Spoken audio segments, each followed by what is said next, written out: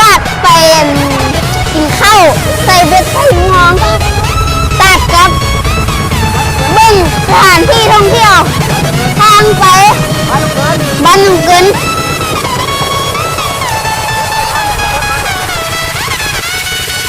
สถานที่แห่งอันตรายมากเลย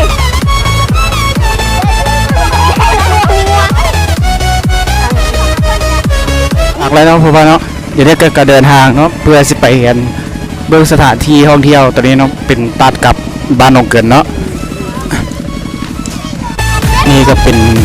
หมู่บ้านแห่งหนึ่งเนาะใส่ปากนี่ก็เป็นหมู่บ้านแห่งหนึ่งเนาะที่ทางเข้าไปตัดนี้เนาะเดี๋ยวนี้ก็ไปกับทีมงานหัวหน้าเนาะกำลังจะ ลงน้ำเนาะ กำลังข้ามน้ำไปการเข้าป่าต้องมีเครื่องหมายไว้เนาะไปเพื่อจะบริหลงทาง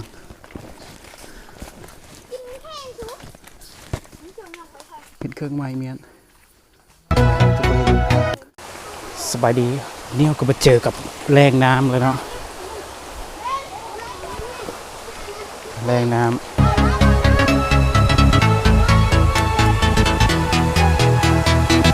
เป็นเป้าหมายแล้วไก่ที่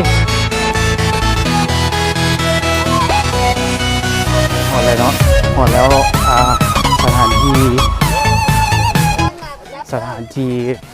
ตัดกับของเราเนาะอยู่ที่บ้านหนองเกินเนาะอันนี้เป็นตาอะไรที่ทางจะได้มาสร้างไว้เนาะสร้างไว้แต่นี่ก็จะเป็นฮิปน้ำเที่ยวของเราเพื่อนจะได้มีการ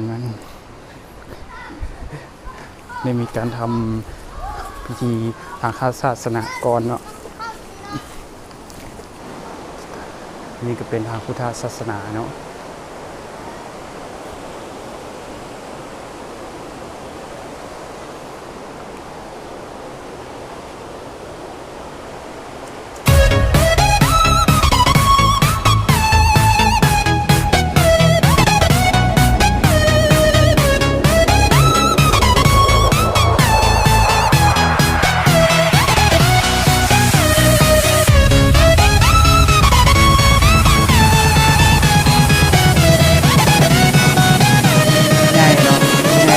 แบบเป็นสถานที่แหล่งท่องเที่ยว